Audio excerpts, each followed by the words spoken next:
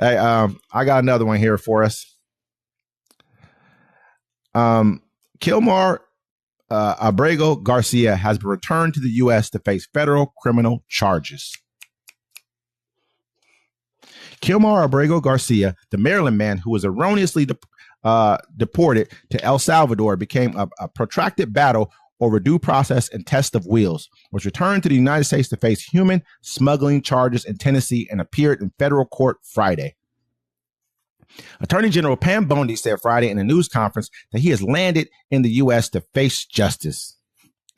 Abrego Garcia has been named in the indictment charging him with transporting within the U.S. people not legally in the country. The two-count indictment sealed by a Tennessee court last month alleges that Abrego Garcia participated in a conspiracy over 9 years to move people from Texas to deeper into the country. The indictment alleges that those transported included members of the MS-13 gang and that he worked with co-conspirators. Wearing a beige button-down shirt, jeans, and hiking boots, Abrego Garcia was asked Friday afternoon by a federal judge in Nashville if he understood the issues, and he answered, "Yes, I understand," through an interpreter. An arraignment and detention hearing is scheduled for June 13th. Abrego Garcia remains in federal custody. Magistrate Judge Barbara Holmes declined his public defender's request that he be freed immediately. Prosecutors have urged that he should be detained, and they say he is a flight risk. In the detention memo, they said that testimony at trial will show he transported approximately 50 undocumented aliens throughout the United States per month for several years.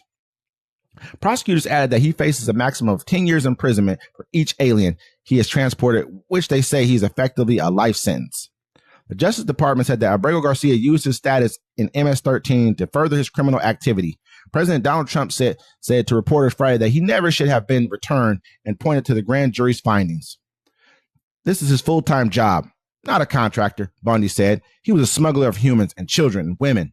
He made over 100 trips, the grand jury found, smuggling people throughout our country." Abrego Garcia's attorney, Simon Sandoval Moshenberg, said bringing him back for prosecution is an obvious abuse of power, not justice.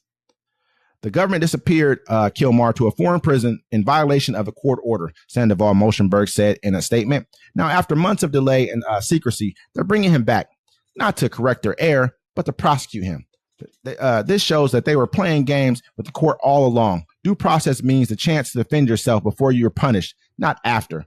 The indictment alleges that from about 2016 to 2025, Abrego Garcia and others conspired to bring migrants illegally to the United States from Guatemala, El Salvador, Honduras, Ecuador, and elsewhere through Mexico and across the Texas-Mexico border. Abrego Garcia and a co-conspirator ordinarily picked up the undocumented aliens in Houston, Texas area after they had crossed the border. The pair then allegedly would transport the undocumented people from Texas to other parts of the United States and further the people's unlawful presence in the United States, the indictment said. You know, it's crazy. If they would have told the people this is why you kicked him out the country, nobody would have batted an eye. It's weird how now you got to bring him back. Now he's trafficking people. Now he's doing all these crimes. They had brought up a thing before. They said this is what they're saying he's doing. Now they're trying to act like we know a guy who's saying he'll do it. I bet you gave that guy a sweet deal, didn't you?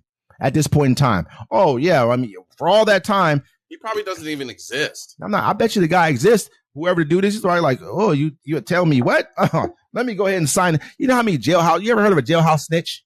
This is what this is. A person who you're sitting in the cell with. I'm not saying Abrego Garcia was in the cell with the guy, but they're like, hey, he goes out and like, hey, he just told me he murdered the dude. You ain't even told to do nothing. He could just say you told him that. And now he's a jailhouse snitch saying that you confided in him that you did the crime, whatever the crime was. Because they gave him a deal. It's crazy how they're like, Donald Trump allegedly gets accused. Well, Elon Musk spilled the beans. Elon Musk had said this about Donald Trump, that he was in the Epstein files. That's why they won't release it, which makes sense because he didn't deny it and he's in the files. He's been in there. And so now they're trying to charge Garcia with doing trafficking. Well, Garcia, this guy, he traffics. He's a human trafficker. And look at L.A. Hold on. We're going to send trips to L.A. Wait. We got to stop all this immediately. The next day, this is what happened. Yeah. I mean, it was crazy because literally, it was like the next day, this Kilmar Garcia story came up. Bring him right back. They're like, oh, got to change the news cycle. Immediately. Think about it. You work for a dude who, Elon Musk spilled the beans. It's already there, but Elon he certified it. He was like, look, he's in there. They had Kilmar on camera where they pulled him over. I can't remember. Probably was in Tennessee or something. They pulled him over in his car, and he had a bunch of people in the car with him. They're like, oh, I bet you he's trafficking, taking people over here. And he was like, I'm going for a job. I'm going over here. We're going to Missouri. We're going to do a construction job, which could or could not be true. You know what I mean? I don't know. No, let's keep it one thou wow. All right. If the Trump administration knew he was doing this from the get, they would have said this is why this certain man was deported.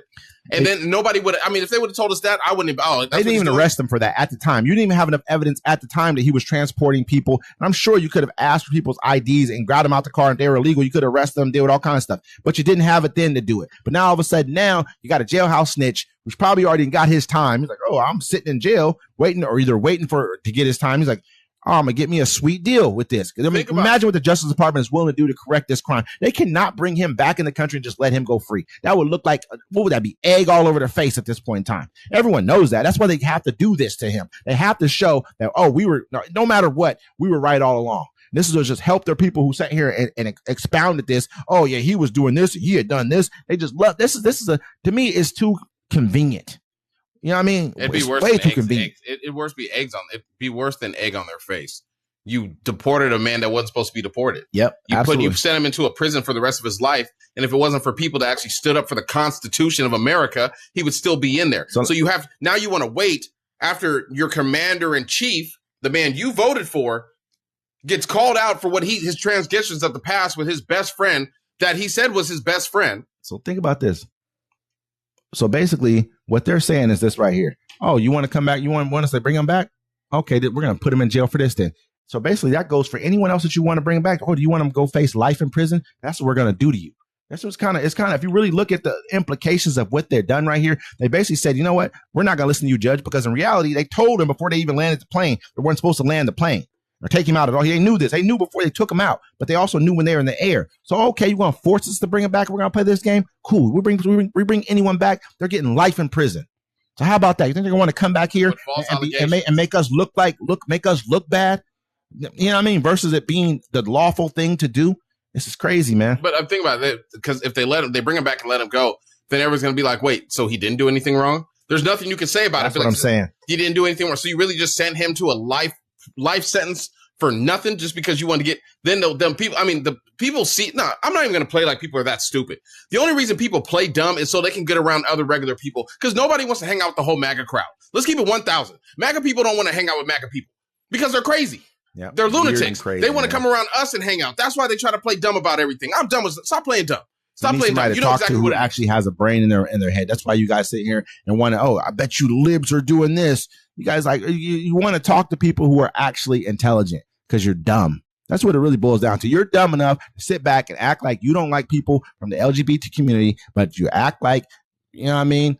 What about this man Donald Trump? You had a love affair with a dude. There's nothing wrong with that. I know people who are in those type of relationships. You love him. You love the children he loves. And at the end of the day, that's who you are. You're just as like you're like a cheerleader dude. That's what you are, a cheerleader dude. You might as well cheer for him. Put on a little cheerleader outfit and cheer for him. That's who you are in reality. Don't talk like you're tough. Don't talk like we're men over here. No, you're not. No man acts like that about another man. Nobody does. I'm not saying you can't like another man. I'm not saying you can't love another man. I mean, you do whatever you want, but not like this, man. It's kind of strange. In our culture, we like to call that dick riding.